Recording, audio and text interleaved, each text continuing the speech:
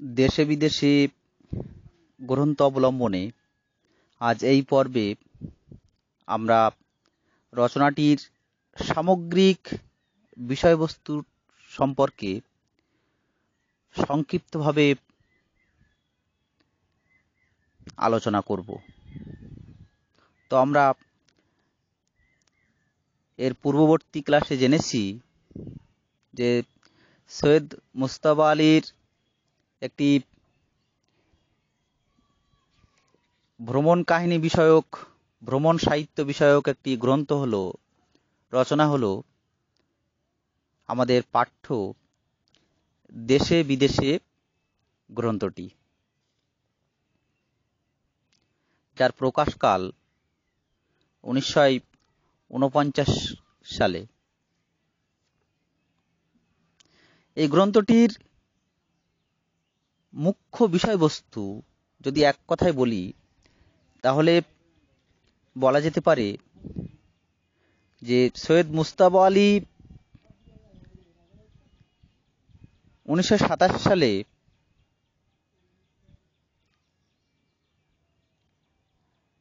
আফগানিস্তানে ভ্রমণ করেছিলেন এবং 1929 সালে তিনি সেখান থেকে ফিরে এসেছিলেন। এই 2-2.5 বছর সময়কালে আফগানিস্তানের যে অভিজ্ঞতা, যে পুঙ্খানুপুঙ্খ বর্ণনা, সেখানকার ভ্রমণের যে কাহিনী, সেটাই মূলত দেশে বিদেশে গ্রন্থের বিষয়বস্তু। বিশেষ করে আফগানিস্তানের অর্থনৈতিক অবস্থা, সামাজিক অবস্থা, সেখানকার মানুষজনের আচার ব্যবহার, ধর্মীয় সংস্কার, শিক্ষা, ধর্মচর্চা ইত্যাদি বিষয় তিনি মূলত এই গ্রন্থের প্রতিটি পরতে পরতে, ছত্রে ছত্রে একেবারে নিখুঁতভাবে বিশ্বস্ততার সঙ্গে আলোকপাত করেছেন।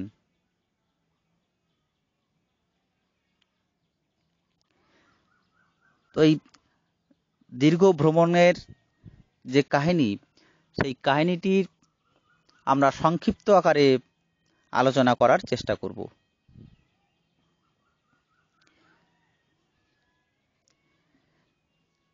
সৈয়দ মুজতবা আলীর এই দেশে বিদেশের গ্রন্থ সম্পর্কে, তার এই ভ্রমণ কাহিনী সম্পর্কে প্রখ্যাত সমালোচক শ্রী প্রমথনাথ বিশি বলেছেন, দেশে বিদেশে মুজতবা আলীর শ্রেষ্ঠ বই।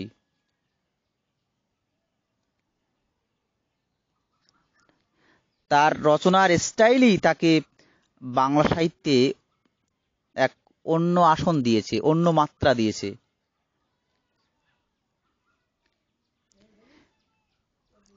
সম্মানীয় প্রমথনাথ বিশি মহাশয় তার এই রচনার স্টাইলকে বৈঠকি চাল বলতে চেয়েছিলেন। বলেছেন, এ যেন আসর জমিয়ে কথা বলেছেন, আর সেসব কথা অনায়াসে কলমের মুখে ঝরছে, কলম তাকে এতটুকু বিকৃত করতে পারেনি। এভাবেই দ্বিধাহীনভাবে প্রমথনাথ বিশি এখানে দেশে বিদেশে গ্রন্থ সম্পর্কে সমালোচনা করেছেন।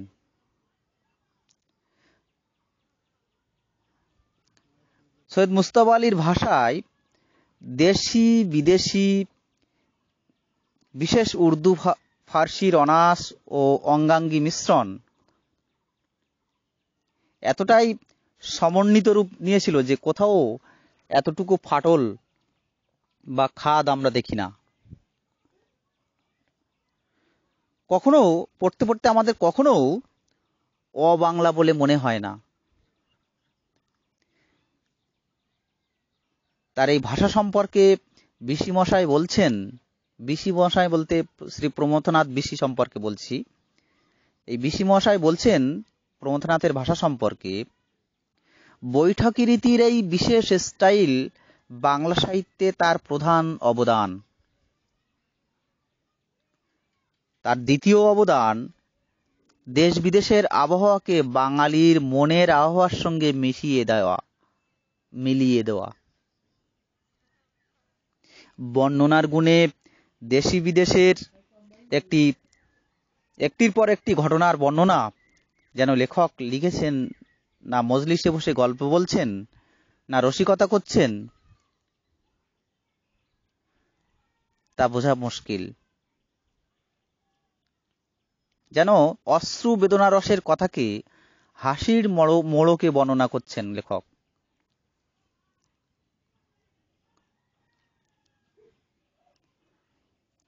আর সেই বর্ণনা করতে গিয়ে বলছেন, কাবুল নদীর পাশে দক্কা দুর্গ, জালালাবাদের পথের পাশে আফগান সরায়ে রাত্রি যাপন, কাবুলের বাজার, আফগানিস্তানের শীত ঋতু এবং শীতান্তে বসন্তের আবির্ভাব, বৃদ্ধ ওস্তাদের গাওয়া ফার্সি গজল, আফগান রাজপরিবারের সঙ্গে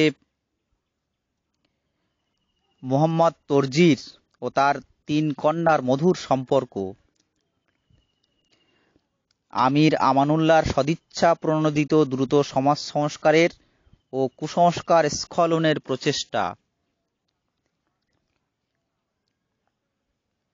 প্রভৃতি ঘটনা অংশ কাহিনীর নির্মাণ আমরা সহজেই লক্ষ্য করি।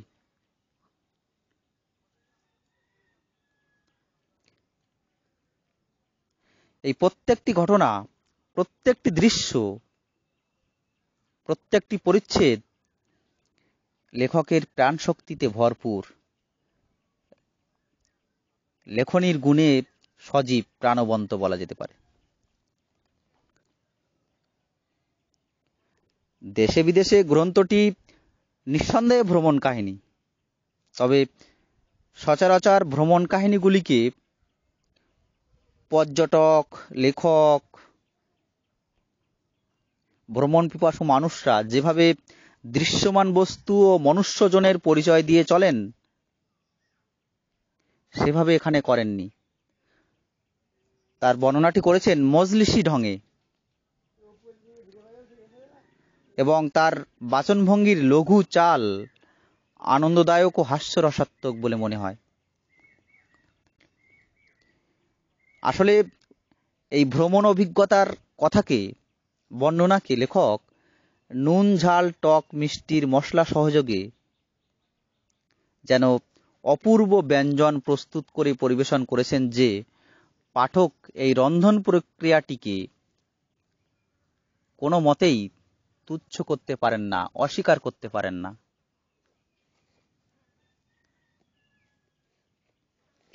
তার দক্ষতাকে এখানে স্বীকার করতেই হয়।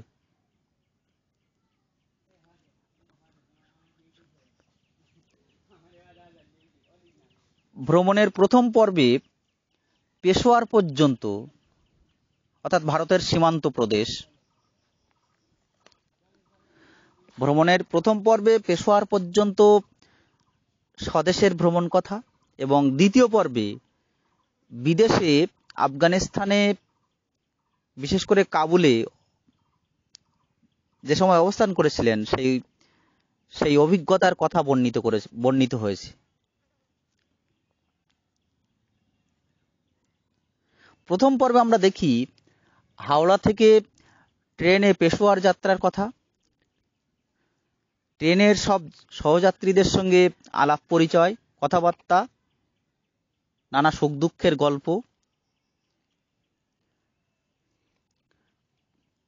কলকাতার জাকরিয়া স্ট্রিটের রেস্তোরাঁর মুখরোচক পোলাও কাবাব খাওয়া দাওয়া,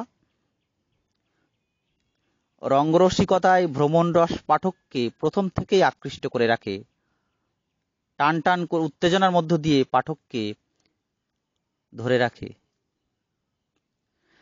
এরপর পেশোয়ার স্টেশনে পৌঁছে সৈয়দ মুস্তফা আলীর পুলিশ অফিসার আহমদ আলীর আতিথেয়তা এবং পরম বন্ধুত্ব লাভ, তার বাড়িতে কয়েকদিন অবস্থানে পেশোয়ারিদের সম্পর্কে, পাঠানদের সম্পর্কে কিছু কিছু পরিচয় তিনি পেয়েছিলেন।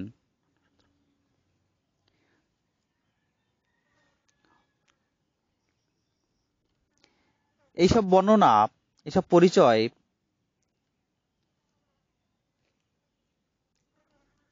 এবং তার বলার ঢং পাঠক প্রতিক্ষণেই, প্রতিটা মুহূর্তেই পুলকিত হয়, কৌতূহল প্রকাশ করে।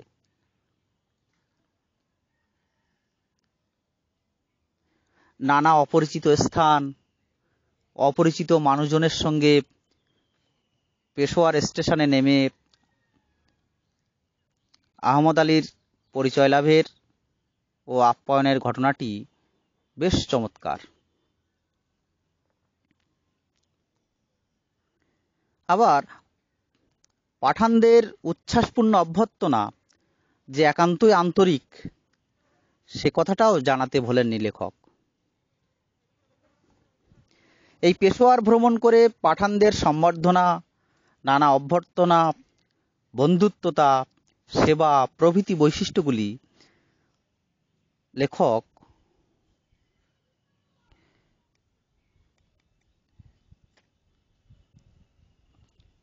খুব লঘু হাস্যরসাত্মক ভঙ্গিতে, কৌতুকতার সঙ্গে, কথা বলার ভঙ্গিতে, গল্প করার ঢঙে তিনি পাঠকদের জানিয়ে দিয়েছেন। সমস্ত রচনাটি জুড়ে যেন চার্লি চ্যাপলিনের হাসি অশ্রুর বেনিবন্ধনের ভাষায় মুস্তাবার ভ্রমণ কাহিনী সাহিত্যরস মণ্ডিত হয়ে উঠেছে বলা যেতে পারে।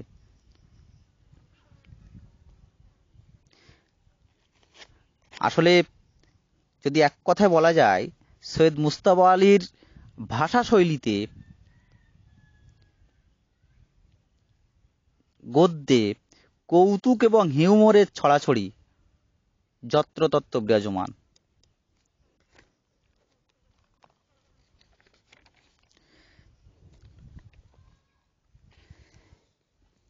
সেখানকার পাঠানরা মূলত পেশিবল, ছুরি ছোরা, বন্দুক, পিস্তল, মার দাঙ্গার উপর যেন দাঁড়িয়ে আছে। দেশে বিদেশে গ্রন্থটা পুরোপুরি পড়লে যেন বোঝা যায় যে পাঠানরা আসলে লড়াকু একটা জাত।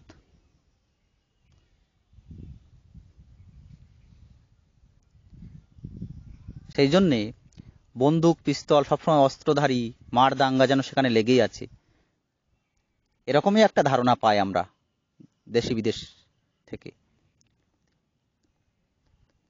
আর এগুলো পেশোয়ারে পা দিয়েই প্রথম থেকেই লেখক একের পর এক অভিজ্ঞতা থেকে তিনি বুঝতে পারেন যে পাঠানরা আসলে কি। এরা যেন পেশিবলটাই নিজেদের একটা আলাদা বৈশিষ্ট্য বলে মনে করে।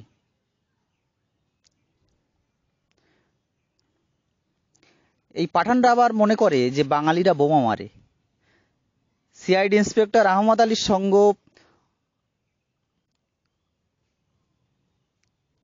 আলীর সঙ্গে মুস্তাবাকে দেখে এক পুলিশ এসে আহমদকে একটি চিঠি দিয়ে গেল এবং তাতে মুস্তাবার চেহারার পুঙ্খানুপুঙ্খ বর্ণনা দিয়ে বলা হয়েছে ইনি বাঙালি, অতএব তার সমস্ত খবরাখবর অনুসন্ধান করে আহমদ যেন সরকারকে জানিয়ে দেন। এ অভিজ্ঞতাও মুস্তাবার হয় যে এই জাতটা অতিথি পরায়ণ। লড়াকু জাত হলেও তারা অতিথিদের বেশ আপ্যায়ন করে, সেবা করে, তাদের প্রতি কর্তব্য করে। এরা অতিথি হিসেবে যদি কাউকে পায় বা গ্রহণ করে মন থেকে একবার, তাহলে এরা অর্থাৎ পাঠানরা তাদের সমস্ত জান প্রাণ দিয়ে তাদের রক্ষা করে, তাদের যত্নে রাখাই তাদের কর্তব্য বলে মনে করে। তবে এই পাঠানরা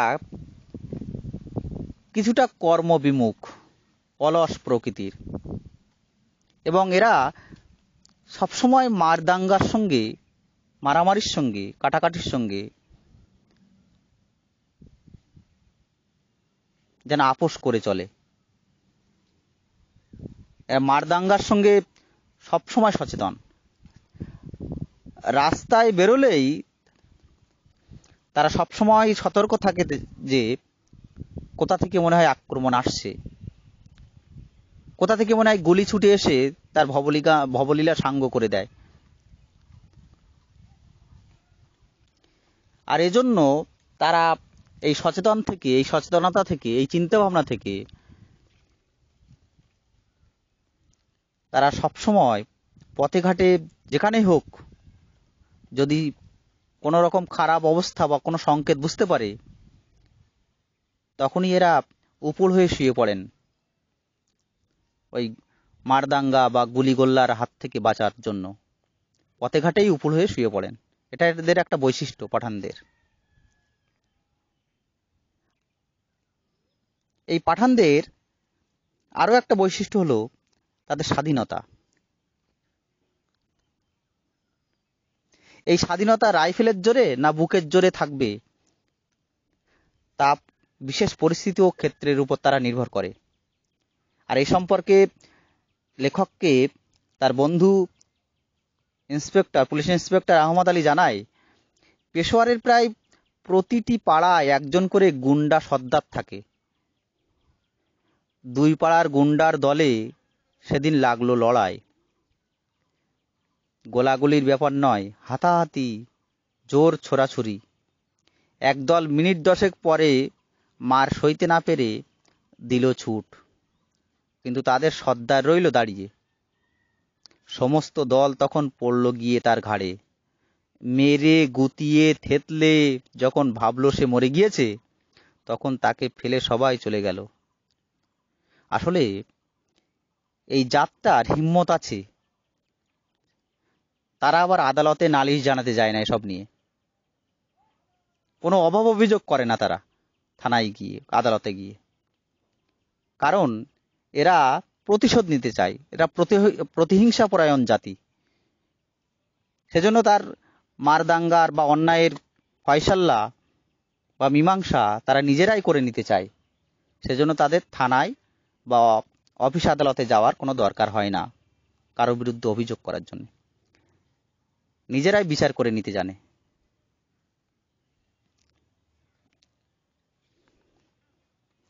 এই পাঠানদের অন্যান্য গুণও আছে। এরা প্রত্যেক পাঠানিকে ভাই ব্রাদার বলে মনে করে। তারা নিজেদেরকে আত্মীয়তার বন্ধনে বাধা আছে বলে মনে করে। লান্ডিকোটাল থেকে পেশোয়ার মাত্র 22 মাইল পথ। জনশ্রুতি আছে কোনো পাঠানি লান্ডিকোটাল থেকে পেশোয়ারে আসতে গেলে কম করেও তার প্রায় 6 মাস সময় লাগে।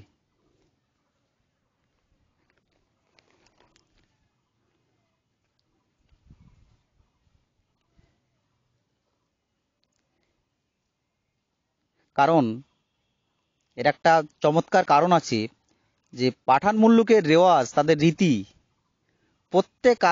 এই যে যাওয়ার পথে 22 মাইল পথ যাওয়ার পথে প্রত্যেক আত্মীয়ের বাড়িতে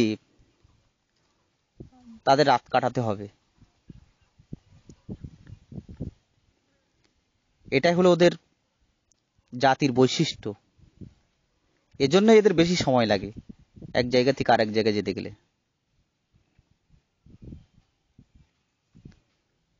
আসল কথা ওই যে বললাম, এরা প্রত্যেকের ভাই ব্রাদার বলে মনে করে। আর এই যাওয়ার পথে কারো বাড়িতে না গেলেই সেটাই তাদের কাছে একটা বৈচিত্র্যতা, একটা অঘটন বলে মনে করে।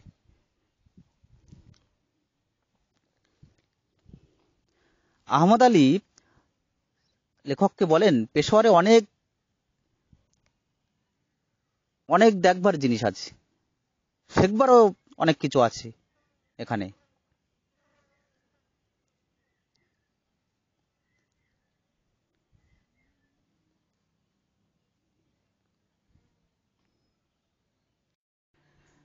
বোখারা সমরক্ষণ থেকে সদাগরেরা আসে পুস্তিন নিয়ে। তাসখন্দ থেকে ব্যবসাদার সামোভার নিয়ে আসে, মাজারি শরীফ থেকে কার্পেট আসে, বদকশান থেকে লাল রুবি, মেশেদ থেকে তসবি আসে। এরকম নানা স্থানের শ্রেষ্ঠ শ্রেষ্ঠ সব জিনিস বা দর্শনীয় সব বস্তু পেশোয়ারের সরাইখানায় বা বাজারে আসে, সব নাম করা বস্তু। ফলে সন্ধ্যার সময় বাজার সরগরম থাকে, খুব জমজমাট হয়। এরপর রাত্রে হয় জোর খানাপিনা, গান বাজনা, হই হল্লা, খুন খরাবি প্রভৃতি পাপের হাট বসে যায়।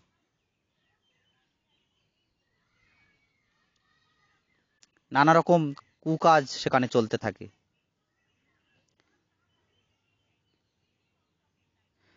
পেশোয়ারি হুরি 12টা ভাষার গান গাইতে পারে। পেশোয়ারি হুরি 12টা ভাষায় গান গাইতে পারে। দিল্লি থেকে বাগদাদ অবধি পর্যন্ত এই হুরির খ্যাতি। আবার প্রেমের ব্যাপারে কোনো গানওয়ালি নাচনেওয়ালি 6 মাসের বেশি পেশোয়ারের এই কুখ্যাত বাজারে থাকতে পারেন না। কারণ এই হুরির প্রেমে কোনো না কোনো তরুণ পড়বেই, এবং সেই হুরিকে বিয়ে করে তাকে গ্রামে নিয়ে চলে যাবে। এ নিয়ে কোনো কথা হবে না। সমাজে এসব নিয়ে এইসব বিয়ে বৃত্তি নিয়ে কোনো আপত্তিও উঠবে না। কারণ ইসলাম ধর্মে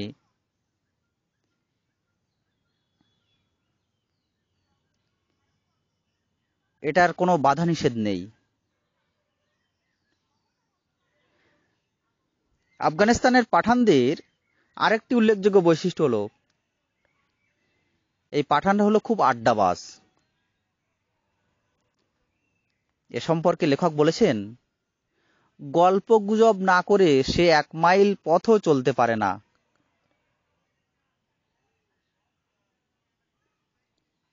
কাউকে না পেলে সে বসে যাবে রাস্তার পাশে।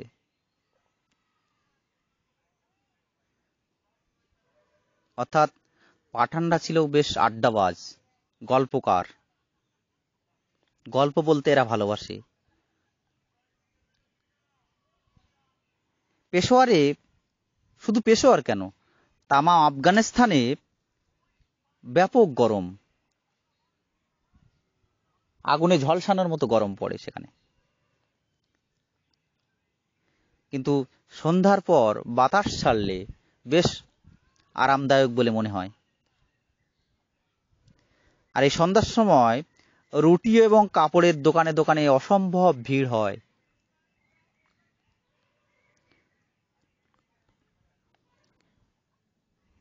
খাওয়া দাওয়ার পর ফুল, আতর ইত্যাদি সব কেনাকাটা করতে থাকে মানুষজন। এই পাঠানদের আরো একটি বৈশিষ্ট্যের কথা লেখক উল্লেখ করেছেন আলোচ্য গ্রন্থে,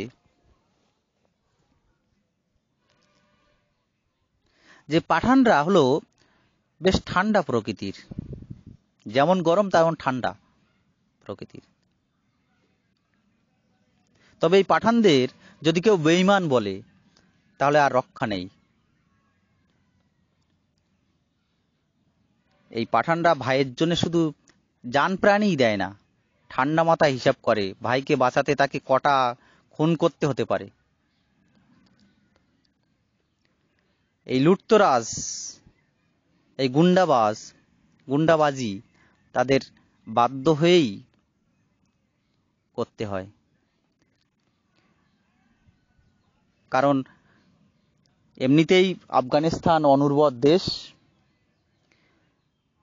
ব্যবসা বাণিজ্য ভালো নেই, তারা ব্যবসা বাণিজ্য করতেও ভালো জানে না।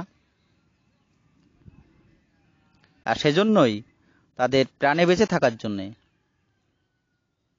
পাঠানদের এই লুটতরাজ গুন্ডাবাজি না করলে চলে না। এটাও তাদের একটা বৈশিষ্ট্য।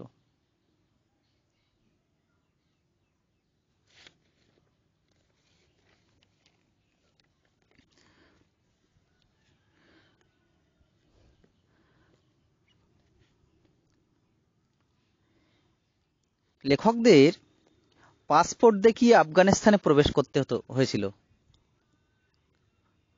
আর এই প্রবেশ করাটা লেখকের কাছে বা পর্যটকদের কাছে একটা ভাগ্যের ব্যাপার।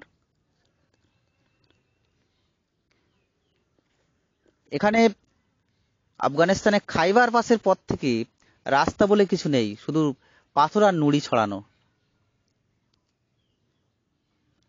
সেজন্য গাড়ি ঘোড়া, বিশেষ করে বাস চলে, সেগুলো নাচতে নাচতে, লাফাতে লাফাতে বাসগুলি যায়।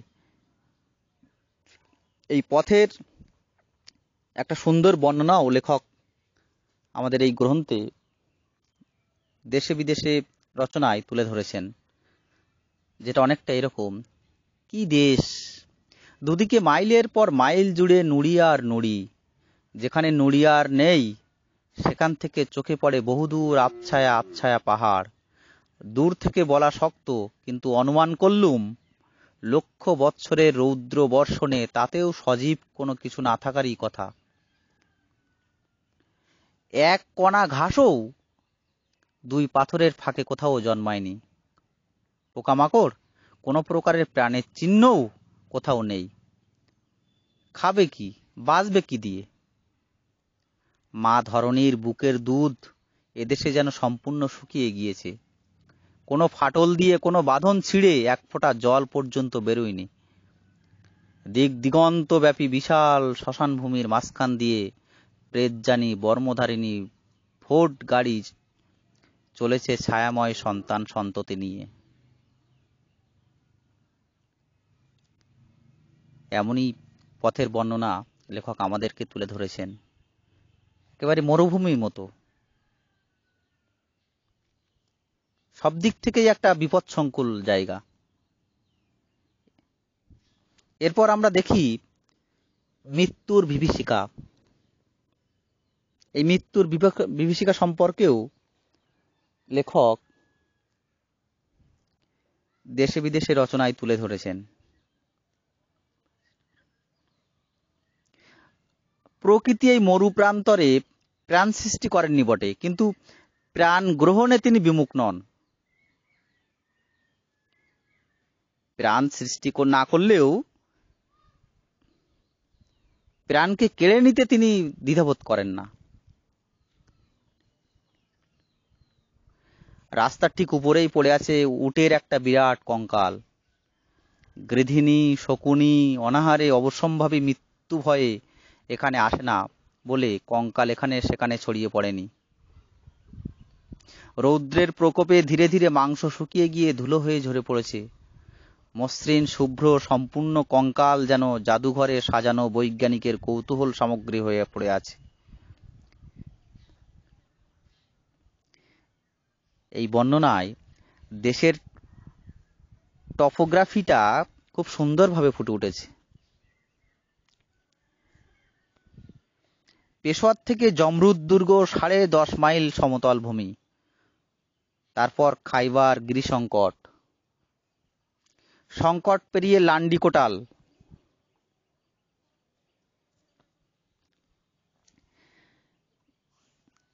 এখানে দক্কা দুর্গ 10 মাইল।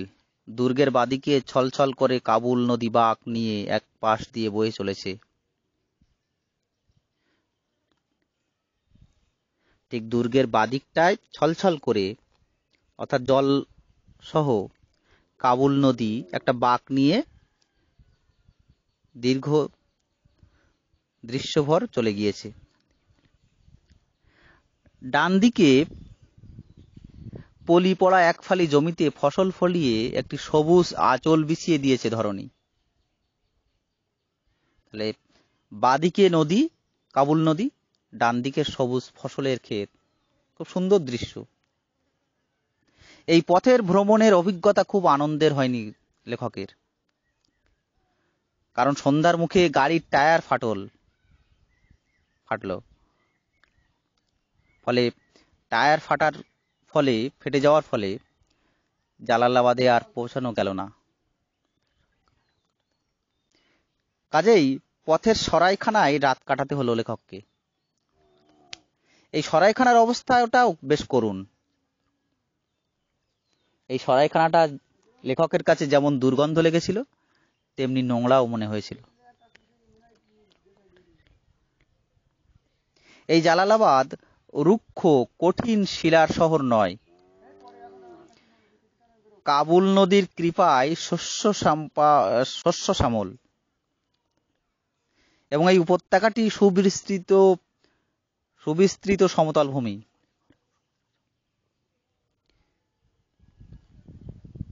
এবং বেশ কিছু বাড়িঘর এবং সবুজে ভরা। জালালাবাদের এই দৃশ্য সম্পর্কে লেখক সৈয়দ মুজতবা আলী লিখেছেন, সামান্য একটি নদী ক্ষুদ্রতম সুযোগ পেলে যে কি মোহন সবুজের লীলা খেলা দেখাতে পারে, জালালাবাদে তার অতি মধুর তসবির। এমনকি যে দুটো চারটে পাঠান রাস্তা দিয়ে যাচ্ছিল তাদের চেহারাও যেন সীমান্তের পাঠানের চেয়ে মোলায়েম বলে মনে হলো। অর্থাৎ লেখক এখানে বোঝাতে চেয়েছেন, এই বর্ণনার মধ্য দিয়ে ফুটিয়ে তুলতে চেয়েছেন, পাঠক মহলকে খবর দিতে চেয়েছেন যে এই রুক্ষ মরুভূমিতে যেখানে একটু নদী নালা আছে বা যেখানে একটু জল আছে, সেচের ব্যবস্থা আছে, সেখানে ঈশ্বর সবুজ দিতে, সবুজ গালিচা দিতে, অর্থাৎ সুজলা সুফলা শস্য শ্যামলা ফুটিয়ে তুলতে কার্পণ্য করেননি। শুধু সবুজ নয়, ফসল নয়, সীমান্তবর্তী এলাকা এবং এই জালালাবাদ যেখানে নদী নালা অর্থাৎ জল পাওয়া যায়, সেখানকার এই মানুষজনের আকৃতি, চেহারা, তাদের দেহের বর্ণনাও পৃথক। দেখলেই সহজে বোঝা যায় যে কারা সীমান্তবর্তী এবং কারা সীমান্তবর্তী নয়।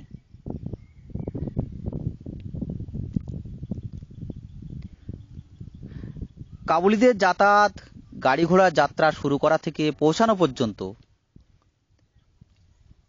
কোনো নির্দিষ্ট সময় নেই। এদের কোনো জায়গায় যাওয়ার তাড়া নেই। যখন হোক ছাড়লেই হলো, যখন হোক পৌঁছালেই হলো। গাড়ি ঘোড়া কোনো একটা জায়গায় যাওয়ার পথে যদি কোনো লেট করে, দেরি করে, সেক্ষেত্রে এদের ভিতরে কোনো হেলদোল নেই যাত্রীদের মনে। সেখানে একদিনের জায়গায় 4 দিন লাগলেও কারোর মনে বিরক্তি প্রকাশ আসে না।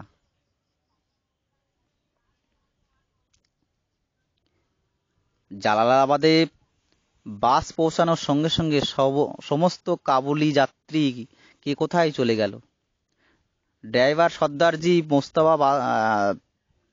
সর্দারজিকে, অর্থাৎ যে ড্রাইভার ছিলেন মুজতবা আলী, যে বাসে করে যাচ্ছিলেন সেই বাসের ড্রাইভারকে কখন ছাড়বে, বাস রাখার পর বাসটি কখন আবার পুনরায় ছাড়বে, সেই কথা জিজ্ঞাসা করলে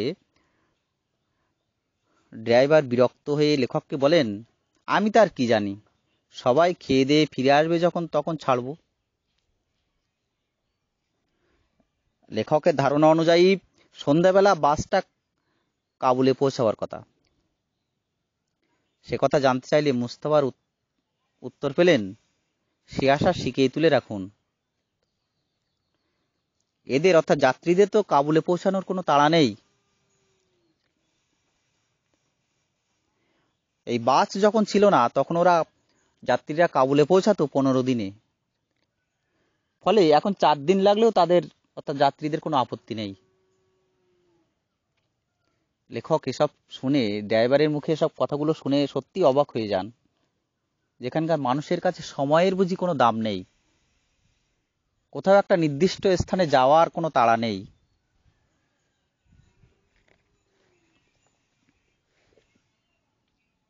কোনো হেলদোল নেই।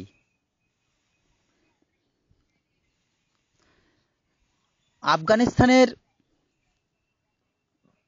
মোটামুটি বড় শহর বলতে 5টি। এই শহর সম্পর্কে লেখক যে তথ্য আমাদেরকে দিয়েছেন আলোচ্য গ্রন্থে, সেখানে মোটামুটি 5টি শহরের কথা বলেছেন: কাবুল, হিরাত, গজনি, জালালাবাদ এবং কান্দাহার। জালালাবাদ আফগানিস্তানের শীতকালের রাজধানী। এখানে তাই রাজপ্রাসাদ আছে, সরকারি কর্মচারীদের জন্য খাস পান্থনিবাস আছে, পথিকাবাস আছে। এই জালালাবাদ শহর দেখে লেখক উচ্ছ্বসিত হতে পারেননি, কারণ এখানকার নোংরা মাটির দেয়াল, অত্যন্ত গরিব দোকানপাট, সস্তা জাপানি মালে ভর্তি। চায়ের দোকান প্রচুর দেখা যায়। তবে এই শহরে প্রচুর মাছি, ভয়ঙ্কর ভয়ঙ্কর সব মাছি দেখা যায়। প্রচুর আখ পাওয়া যায়। তবে এই আখ, আফগানিস্তানের এই জালালাবাদের যে আখ, সে আখ আমাদের দেশের আখের চেয়ে প্রচুর বেশি মিষ্টি। আমাদের দেশে যে আখ পাওয়া যায় সেই আখের তুলনায় জালালাবাদের যে আখ, সে আখ অনেক বেশি মিষ্টি। এছাড়াও আছে ফুটি, নোনা, তরমুজ, শসা, নানা রকমের খাবার। ফলে রসিকরা, পর্যটকরা সারা গ্রীষ্ম ফল খেয়েই কাটিয়ে দিতে পারে। এইসব ফলগুলো বেশ সস্তা দামে পাওয়া যায়। আর যারা মেওয়াখোর, অর্থাৎ মেওয়া খেতে যারা ভালোবাসে, তারা শীতকালেও কিশমিশ, আখরোট, বাদাম, পেস্তার উপর বেশি নির্ভর করে থাকে। জালালাবাদের গুরুত্ব নানা দিক থেকে আছে, তবে শহরটির বাইরের মহার্ঘতা বেশি। লেখক জানিয়েছেন, আপনি যদি ভূবিদ্যার পাণ্ডিত্য প্রকাশ করতে চান, তবে কিঞ্চিত খোঁড়াখুড়ি করলেই আপনার মনস্কামনা পূর্ণ হবে। আপনি যদি নৃতত্ত্বের অনুসন্ধান করতে চান, তবে চারিদিকের নানা প্রকারের অনুন্নত উপজাতি আপনাকে দেদার মাল মশলা জোগাড় করে দেবে। যদি মার্ক্সবাদের প্রাচ্যদেশীয় পটভূমি তৈরি করতে চান, তবে মাত্র এঙ্গেলসের অরিজিন অব দি ফ্যামিলি খানা সঙ্গে নিয়ে আসুন, বাদবাকি সবই এখানে পেয়ে যাবেন। জালালাবাদের গ্রামাঞ্চলে পরিবারপত্তনের ভিত আর 100 মাইল দূরে কাবুলে রাষ্ট্র নির্মাণের গম্বুজ শিখর বিরাজমান। এই জালালাবাদের কয়েক মাইল দূরে হাদ্দা গ্রামে গ্রিক ভারতীয় ভাস্কর্যের প্রমাণ পাওয়া যায়। ধ্যানী বুদ্ধ, কঙ্কালসার বুদ্ধ, অমিতাভ বুদ্ধ, যত রকমের মূর্তি, গান্ধার শৈলীর যত উদাহরণ, সমস্তই বুঝি এই জালালাবাদে আছে। প্রত্নতাত্ত্বিক গুরুত্ব স্থানটির খুব বেশি। আর সেই বুদ্ধমূর্তি তালিবানি কবলে প্রায় ইতিহাস। পেশোয়ার থেকে জালালাবাদ প্রায় 100 মাইল এবং জালালাবাদ থেকে কাবুল আরো 100 মাইল পথ। আফগানিস্তানের অধিবাসীরা পাঠান, কিন্তু খাস কাবুলের লোক ইরান দেশ থেকে এসে সেখানে বাড়ি ঘরদোর বেঁধে শহর জমিয়ে ফেলেছে, সেখানে জাকিয়ে তারা বাস করছে। তাদের মাতৃভাষা ফার্সি, পাঠানের মাতৃভাষা পশতু। সৈয়দ মুজতবা আলীর সমগ্র রচনা সম্ভারই তার দেশে ও বিদেশের মাটিতে বারবার পর্যটন করার বিপুল অভিজ্ঞতার একটা রত্নভাণ্ডার থেকে হীরা, চুনি, পান্নার দীপ্তিতে যেন ঐশ্বর্যশালী, আকর্ষিত। সেদিক থেকে বলা যায়, এই সামগ্রিক আলোচনা ধরে, যে সৈয়দ মুজতবা আলী দেশে বিদেশে তার অপর সকল গ্রন্থের চেয়ে শ্রেষ্ঠ গ্রন্থ।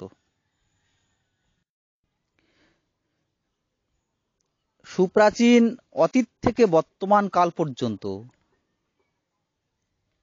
অর্থাৎ লেখকের যে ভ্রমণকালের সীমা, সেই সীমা পর্যন্ত সমগ্র আফগানিস্তানের ইতিহাস, আফগানিস্তানের অর্থনৈতিক অবস্থা, সেখানকার সামাজিক অবস্থা, সেখানকার রাজনৈতিক অবস্থা, শিল্প, ভাস্কর্য, সংস্কৃতি, ভাষা এবং সর্বোপরি সেখানকার মানুষজন, আফগান ও পাঠানদের স্বভাব, প্রকৃতি এবং চরিত্রের বর্ণনা, এক কথায় সমগ্র দেশ ও জাতির পরিচয় এমন প্রাঞ্জল, সরস, কৌতুকপূর্ণ ভাষায় পুঙ্খানুপুঙ্খভাবে, নিখুঁতভাবে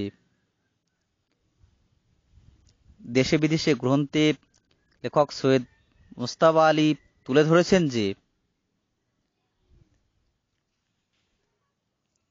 বাংলা ভ্রমণ সাহিত্যে গ্রন্থটির জনপ্রিয়তা মোটেই অস্বীকার করা যায় না।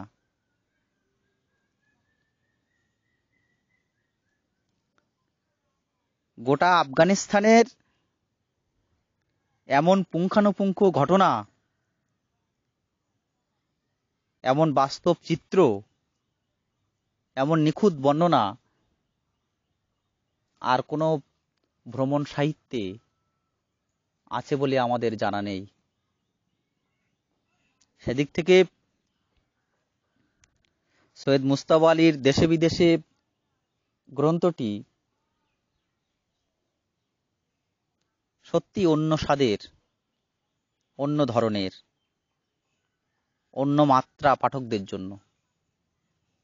যাই হোক, আজকের আলোচনা এ পর্যন্তই।